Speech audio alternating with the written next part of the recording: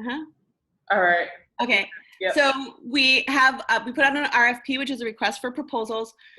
We had all the major players put in bids, and then we started looking at those bids. And we, you know, because we had a commercial broker, we had them call and sick them against each other and try to get more amenities from whoever, try to get the best deal. And I was having a hard time actually still getting to the place where it was affordable for the artists that we were working with. The city of New York put in a bid at the Brooklyn Army Terminal, and I became very intrigued with that as a change agenda. New York City is actually the largest landowner of industrial space. It's owned by it's not a government agency in New York. In the 70s, when we went into receivership, they put all of their real estate and put it in a standalone nonprofit.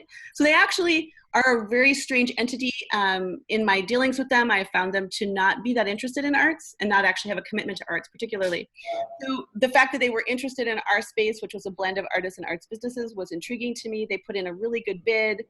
And then Guy and I sat down and thought about it and said, you know, probably the best return on mission investment for us as a nonprofit would be to be in a government space where we could advance our agenda and also create buy-in by the city for the value of these spaces. I'm going to do one more thing before I open it up, which is to explain. So one thing that's really critical, and is if you're thinking about space, and in particular, as you think about what means value to other people, artists and art spaces tend to be very self-focused, tends to really think about how it benefits them or their art or their own stability. I find that the best deals and the best sort of relationships are about very focusing on what you're bringing to someone else and making sure that you meet their needs. The city has a very interesting metric of success for their manufacturing buildings, which the Brooklyn Army Terminal is a manufacturing class building, which is something called jobs per square foot. Jobs per square foot is defined as a full-time job in place. It's really like, you know, like a factory worker on the floor. That's sort of the model. Where it gets really tricky is that if you have a set of teaching artists that are teaching at Harvard and Yale and wherever, Princeton and Hunter and all of our major institutions, their full-time job is actually counted at that institution and not counted at the studio space. So if you create an entire studio space, unless that person is a fully formed LLC with actual full-time employees, you don't have good jobs per square foot numbers, which messes with the city's capacity to say that their buildings are successful. So what we did right out of the gate, once we knew we were going to be in this space, was to do a blend of arts businesses and artist studios, and to make sure that our jobs per square foot were solid, super solid, so that we could always deliver a win to the city.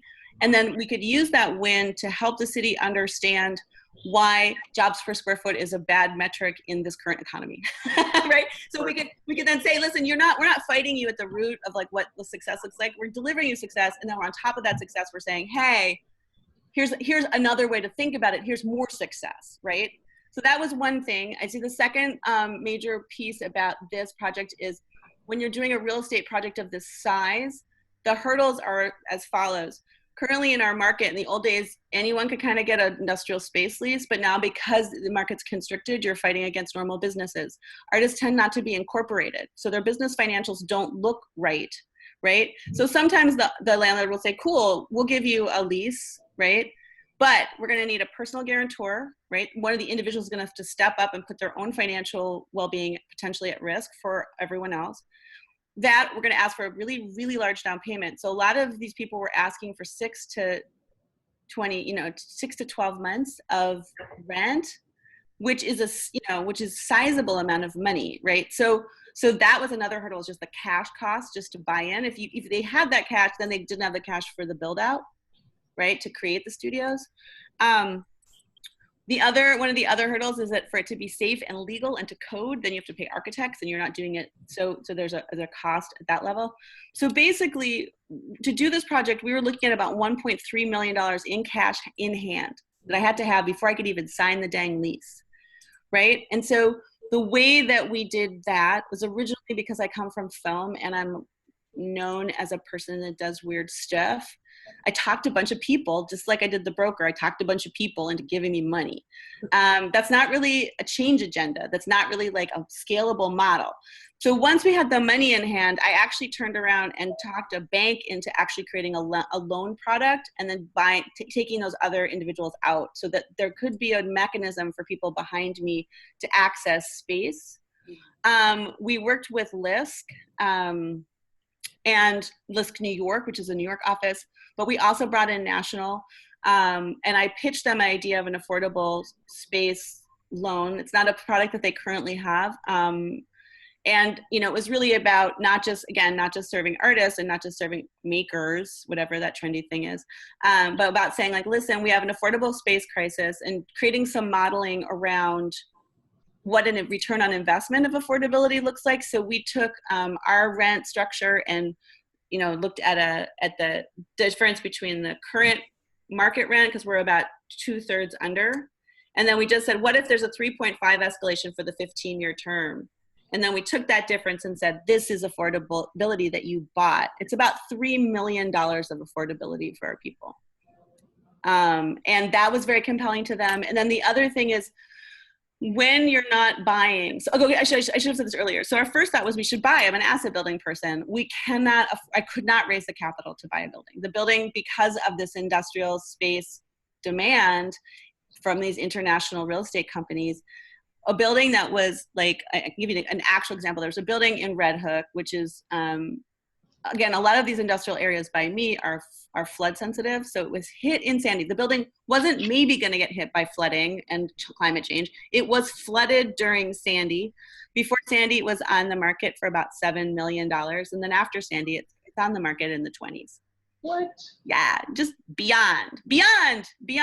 Wow. Like, an individual isn't going to do it. And remember when I was saying, like, some of these players, these international players, they're buying and then they're just emptying the buildings because they're so big that they can just use the offset on their taxes and have an empty building.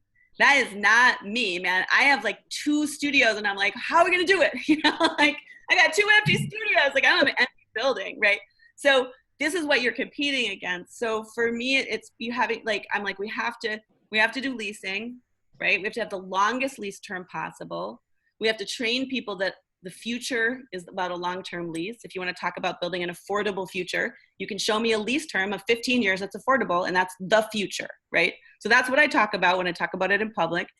But one of the challenges to space production, and this would probably be true for any entrepreneurial startup, whether it's artists or anyone with a fluctuating income, is that traditionally the collateral on that loan, right? So if you go belly up, the bank comes in and they take the space, and like if you own, they just take the building and they sell it, right? They have a recoup.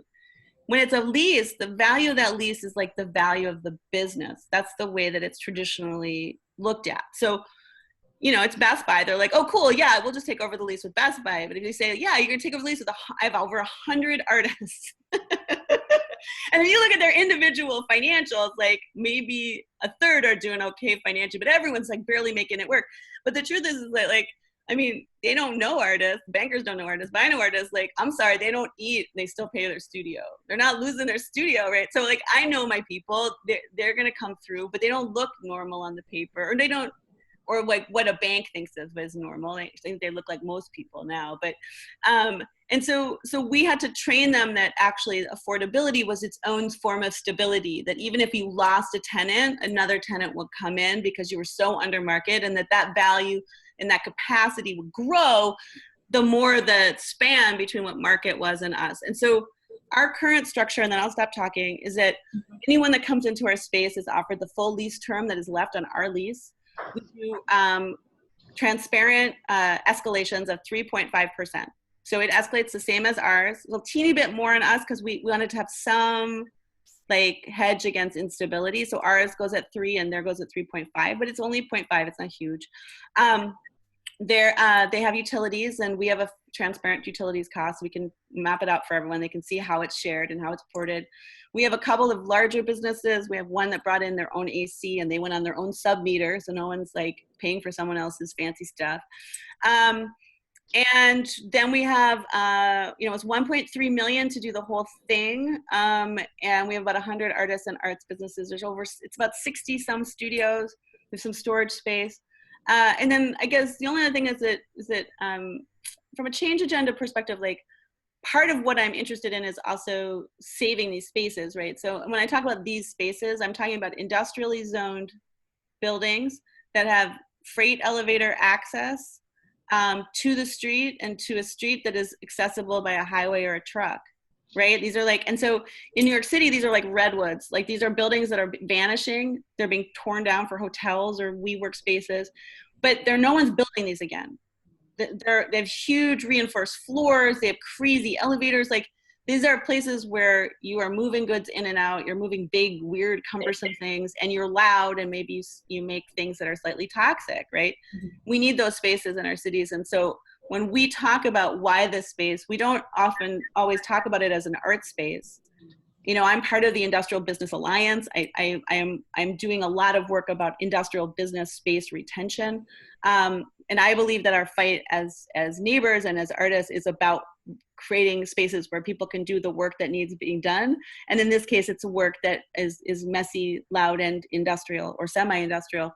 And that our cities have a requirement, or not a requirement, but like, you know, you can't have Rome without carpenters. You can't have New York without carpenters. Like we don't have great cities without people that make things. And so training the city to actually back that as an idea and have language and rational reasons for doing it is part of what we see as the next sort of span of our work. Okay, now I'm done. Excellent. Mia was like, that is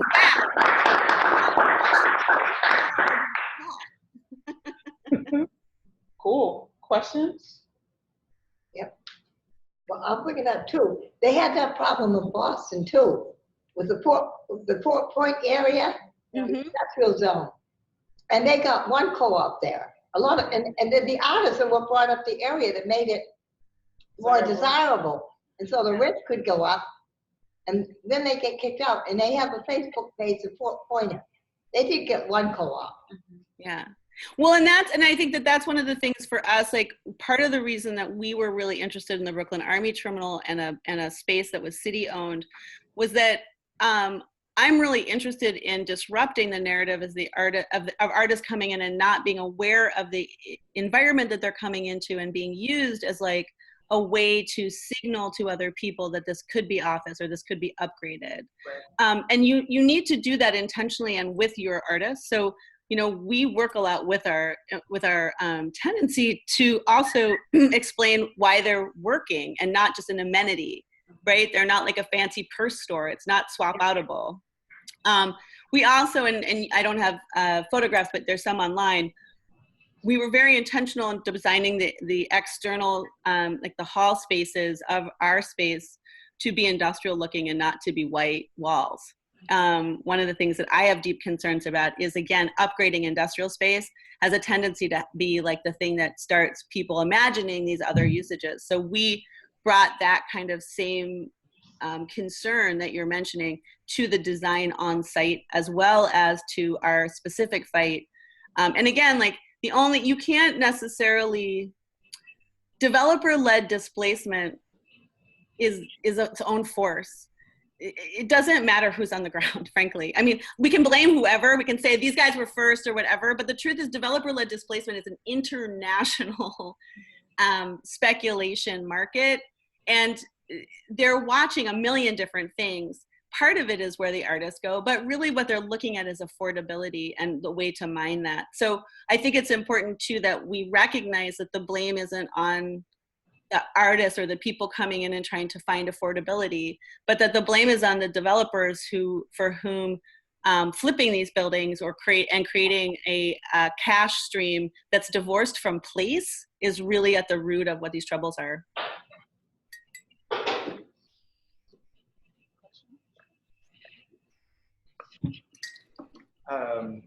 Your models, everything you're doing is really, really interesting. So you mentioned how buying the buildings was unaffordable for you, but I know of this other organization, the Greenpoint Manufacturing and Design. Sure, yeah, they're awesome. Yeah, And so their model is to buy the buildings and then keep it in Yes. perpetuity Okay. for So affordable. when you buy the building in 1987, and then you buy the next building in 1992, and then you build about, you have like 7 buildings in your giant portfolio, you can access a level of capital now that allows you to buy the next building, right? So they bought early and smartly, and they're amazing. But I can't duplicate the thing called it was cheap then. Right? I mean, I just can't. That's the market, right? So the thing about affordability, and this is what people like, this is the hard thing. Like funders hate this. Everyone hates this. But the truth is, if it's affordable, it's subsidized by somebody. There's literally, the affordability is a thing. It's like there's the market, and then there's affordable, and most people will sell to the market, right? Again, and that's not a bad thing inherently. To frank with you, like, I love a lot of my neighbors. Like, they're all giant capitalists, whatever. It's the international people that makes me crazy. Like, they don't care at all about these places. They don't care about the jobs. They don't care about my neighborhood. They don't care about my neighbors. But the guy that's trying to make a buck with this giant steel company and who's employing everyone around me, like, I love that guy. That guy's awesome, right? So again, but is he going to sell his building? Like, one of the guys in my industrial alliance, he owns a building not that far from me. And he's like, listen, Esther, here's the thing. So there's imminently in New York City, the largest industrial land use change is being is in play right now, Industry City. It is unfathomable what they want to do. Hotels, retail, it's crazy. So, but I'm talking to Nikki, and Nikki Barone owns Barone Steel, and he's been there for 30 years. He's got a giant steel company. He's like, here's the thing. He's like, I'm gonna get $3 million from Edison, New Jersey to move my business. It goes, this point, if they flip Industry City, he's like, my building will be worth more than my business. Ah, I don't, there's nothing I can do. I mean, so again, like looking at that, I'm like, okay, so no, there are things I can do. I'm fighting so that they don't get their zone change, right? I'm fighting with my neighbors, and we're losing that fight, but we're still fighting. So we're trying to do that. But also I think part of it is that roll back. If you find somebody that will sell you a building that's cheap enough to get it, then get it. ah, That's it, right? Like, that's it. And again, I believe they exist. I'm not saying they don't exist. If I had time and the ability to wait till I could find that one man or woman whose family owned a building since 1902, and they don't care about extractive capitalism, and they care about their neighbors, because this does happen. And they say, Esther, here's this thing, do it. Will I jump? Absolutely. I don't have time. These things are flipping so fast, and at the rate of change is so profound that every 5 months I have like 30 people call me saying, I have a functioning small scale business, either to museums or to stores, and I cannot find a place to work. So for me, I didn't have the luxury of waiting for the perfect unicorn. I just had to build something so that I didn't wake up in the middle of the night with a panic attack that my city was being corroded from the inside by all these douchebags. And then also that my people that I care about could stay. That's it.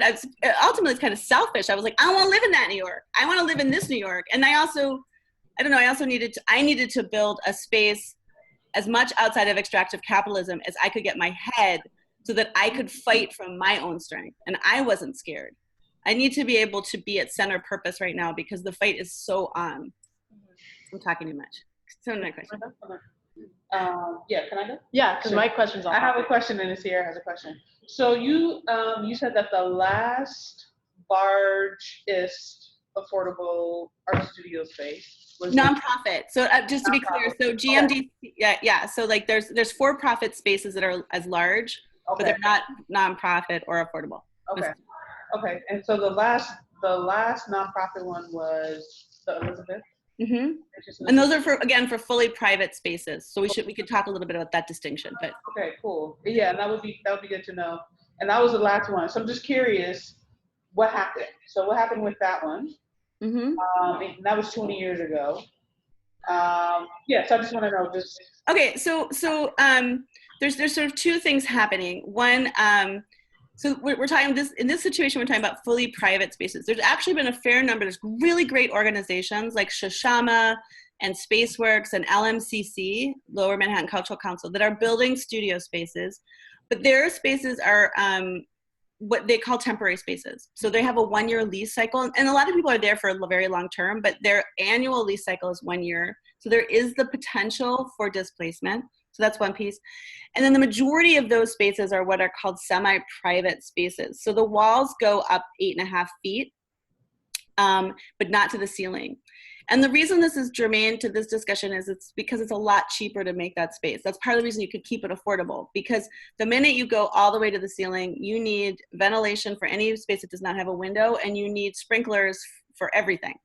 Those two things, ventilation and sprinklers, are the bulk of the cost of my space. It's really expensive.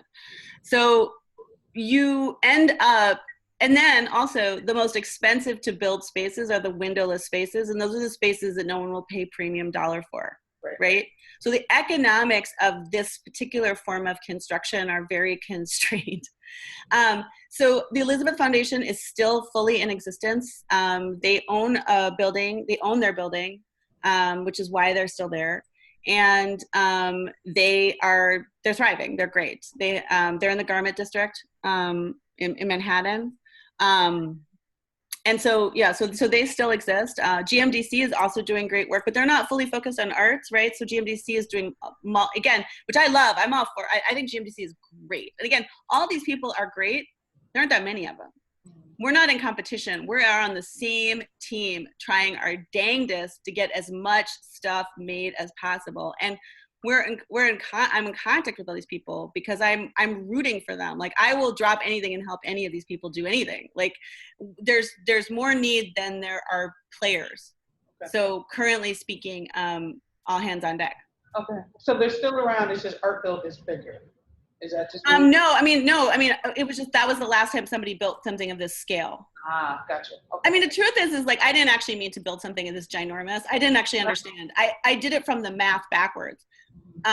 There was a massive price point difference between spaces that were over 35,000 square feet. Okay. There's a big jump. Like, so the landlords were like, we'll make the square foot price lower at that threshold, but dramatically. So at like anything under 10,000 square feet where it could be an office is the highest price point. But if a landlord needs to move a lot of space, it's to their benefit to bring that price down, right? So there's a big jump at like 35,000 square feet. So I knew I had to do bigger than that. When we saw the Brooklyn Army Terminal space, it was continuous it was 50,000, it was really big. But our space has a really interesting thing, which is our building has this internal atrium. So we have an internal atrium, so we have internal spaces with windows. So our windowed space ratio to non-windowed space was really, really interesting. So when we first went, we were like, oh, economically, I think the space is gonna make a lot more sense. It was long and skinny with a lot more windows. And so those two factors meant that space at 50,000 was where I felt like our numbers would work. I will be totally honest with you. You go to the Brooklyn Army Terminal, my building that we're in is 2 million square feet. It is the size of the Empire State Building on its side. When you walk through the atrium and get to my space, by the time you get to my space, it doesn't seem very big. And I'd never done construction. I'd never built anything. So I walked into this giant empty space and it looked pretty small. So it didn't occur to me until we started trying to find comparables to talk about it in the press.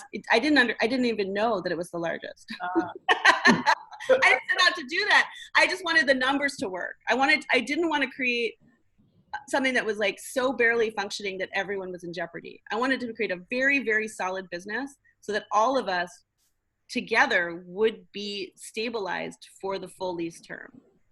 Thank you, Esther. Yeah. See her. 1 second. No, I don't want to. Okay, all right. Your face always looks, it's just like, it's too close. Hi, Esther. Hi, it's too close to me too. What? Where's my solidarity? No, just kidding. Sierra doesn't want to turn the camera. Yeah. I'm gonna get too close. So my question is kind of about thinking about a plan B for this, or not like for this, but in general. I'm thinking about all of the cities in America, obviously, that have been, gentrified to the point that we can't really take them back, like New Orleans, etc. And so I'm just thinking about like what happens when we lose, and I'm thinking about like all the artists that were displaced from Brooklyn and moved to Hudson, New York. Curious what you think about Hudson. Obviously, it's very white and has like a lot of issues as like a post-industrial, suburban, small townish kind of place. but like, how does that happen, and why don't we see more of that? So okay, there's a couple of different things. So as a reference, one of the things that I've been doing for 10 years is I have a match grant savings program with Assets for Artists in Massachusetts. And we've been funding Massachusetts artists for literally for 10 years, all across the Berkshires. We started the Berkshires and we're all Massachusetts wide. So I have a lot of information about non-urban artists actually, and economic. And personally, I'm 100% agnostic about where people live. As long as you make great work and you are happy and you are thriving economically, or even not thriving, but your economics make sense for what you want to do on this earth, I don't think it matters where you live. There are certain artists that are engaged in markets, though. And those markets are real. They're real places with real people, with real functioning demands. And people tend to aggregate towards those markets because that's where they can make a living. And so New York and Los Angeles are places where there's a huge amount of money in visual arts. And so visual artists actually, if you are ambitious and you want to have a career that is sustaining, those places tend to draw you. At the same time, you know, a lot of practices, not all, but a lot of artistic practices do best in an environment of interplay, of conversation. It's sort of like, I mean, to me, art's very similar to academic science, right? Academic science requires that people publish and have conversations about what doesn't work and what works, and we're all in dynamic interplay and you're trying to figure it out. Art is very similar. You put it into the world, someone else responds to it, they steal it, they take it, they move it forward. Something is a giant failure, but it sparks 15 other artists to do something else, and then it all moves forward. Those kinds of movements tend to work better in an aggregated place, and so people tend to cluster. And so to me, those are two different conversations, though. Like, I think there's this larger question of what is a life of meaning, and what is a life of meaning that is financially solvent, and how do you achieve that? And that becomes the great question. And I think ultimately, artists have to make decisions about themselves and their work that is related to those questions, right? And those will be very individual and very idiosyncratic. They'll be very weird. And I think part of it is that we shouldn't look towards normal society to give us cueing about where we should live and how we should live and where we should make work and how we should make work. They've been bad at it since the beginning. My life doesn't look anything like my parents' life. Like, no one can give me advice, really. I can learn a lot from other people. But I think first and foremost, you need to run the math, and you can't be scared of the math, and you get to get training of the math. Artists are really, really good with math. They don't think about it that way, but they do so many extraordinary things with so little that they're using their math all the time. And so part of what we do is really focus on training people to make those leaps. As far as Hudson or other places, I think looking backwards, I think part of displacement comes from instability of asset, and part of instability of assets is intergenerational, right? So we can't talk about the forces of depopulating New Orleans without talking about all of the ways that home ownership and race and racism and unstable deed title, there's all these different forces that are playing on that. But I would say unequivocally, when we're talking about the differential between who owns and who doesn't, that is highly racialized, and it's highly based on whether or not your family has owned property before, and whether or not the banks discriminated against you or your ancestors, and or whether they just basically stole your shit first. And that, you know, again, like, I get really frustrated because I'm doing a lot of teaching in the financial things, and there's all this shame around not pulling yourself up by your bootstraps. And my whole thing is like, if someone stole your boots, it's a lot harder. Yeah. Right? It just is. I mean, and again, it's like, we don't need to go like, well, you to whatever, but like, it's just literally like, so part of it, in that sense too, from a financial perspective, we have to find ways through the shame to talk about real money. And we have to find ways as artists to use our real money skills to show other people how to move forward, and then to use, when we move forward, to pull everyone along. And I guess that's why I would say, like, when I talk about this work, I don't try to talk about it as I just made this money. Like, when I just raised the money, it wasn't change. That's not change. That's me, the white girl with the shiny, like the sparkle, being like, sparkle, sparkle, sparkle, sparkle, sparkle, sparkle, cash, right? And then, but then you have to take that cash and turn around and say, okay, now we make the change. Because now once you have the cash, then you have the options. right? So again, but in terms of making a life in places, I think we should all look to live in beautiful places that make sense to us and that we can afford. And then if we decide to move out of the major urban areas, we should look for cities and towns that are capable of community with us, however we are self-defined. And in the best case scenario, we also simultaneously build that community alongside of ourselves, because that's what makes a good life. Last question. Well, I don't know, but I don't want to take the last bit. Hey, Esther, really appreciate everything you shared. My question is about a specific city. I wonder what you think about Detroit. As you're doing pro formas and thinking about the numbers and the math. Yeah. Okay, so here's the thing. Oh, blessed Detroit. Detroit has so many challenges because there's so much speculation. Detroit also has fantastic, amazing people living in Detroit, working in Detroit, and building a fabulous Detroit, who may or may not have access to the infrastructure and the investment that outsiders do.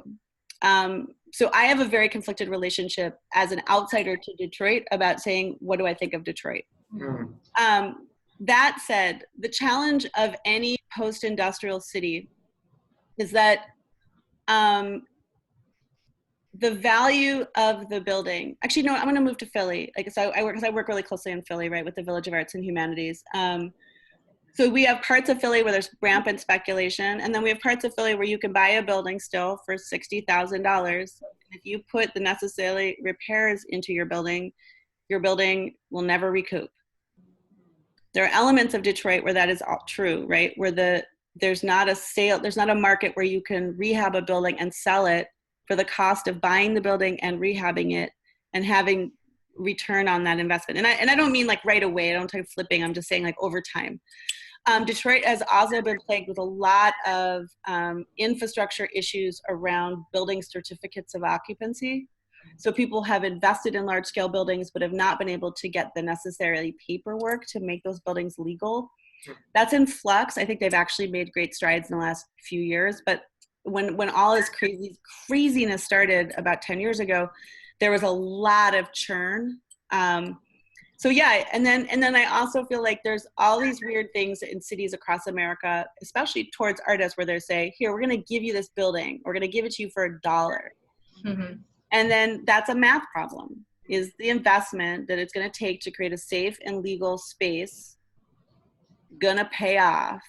And not pay off because you're an artist and you can imagine a future where it could, but really literally, like if you got in trouble, like if your mom got Alzheimer's and you had to move back to wherever you're from, could you sell your building and go live with your mom, right? Those are the real things. I feel like people always have to ask those real questions. How do you get in and how do you get out? And if you get out, who do you harm? Besides yourself too. Like if you go in and you're just playing, you go to a city like Detroit, like if you're gonna move somewhere, you gotta move for like care. You gotta show up as a full person, and you have to be quiet for a while and learn. And then you have to figure out what your neighbors' fights are, and then you have to fight those fights for a while before you have an opinion. And so I haven't done that work in Detroit, but I have friends there that I admire greatly doing great work. So I guess I would say I love Detroit. I love that part of Detroit. I mean, they have a fighting spirit like no other place, man. That city has seen it all. And the people that live there and love that city, they love it hard. Like Boston, man. Boston. I mean, it's like, this is the thing. Like, we're all in love affairs with our cities, man. It's like, I mean, I literally, like, I'm blind to my city. It's so mean, and I just love it. It's like the sex, like the hottest, meanest boyfriend I ever had.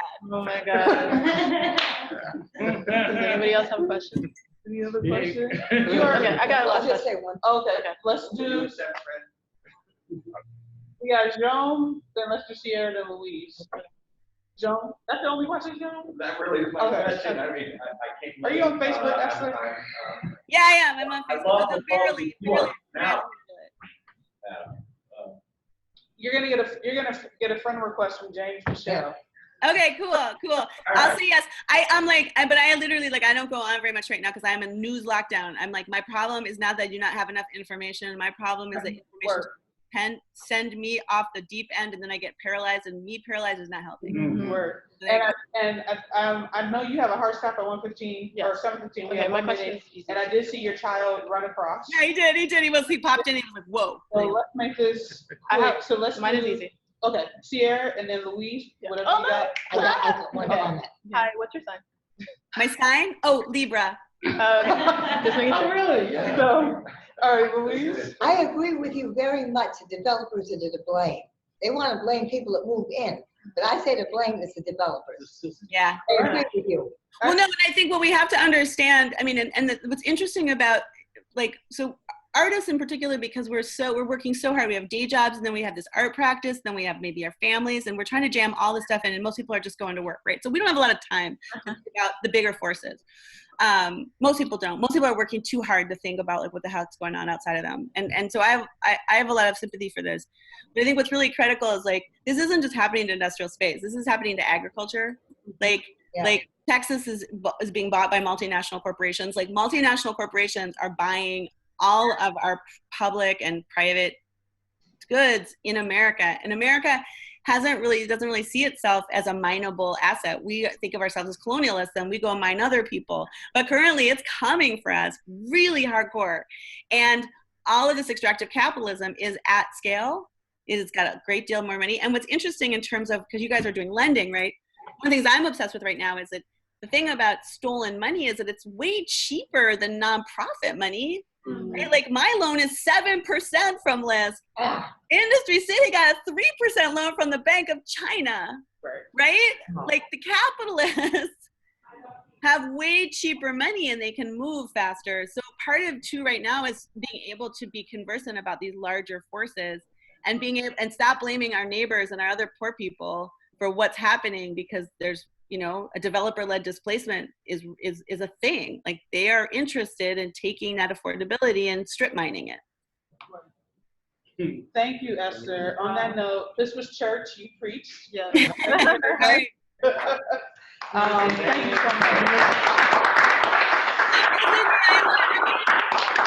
Would you say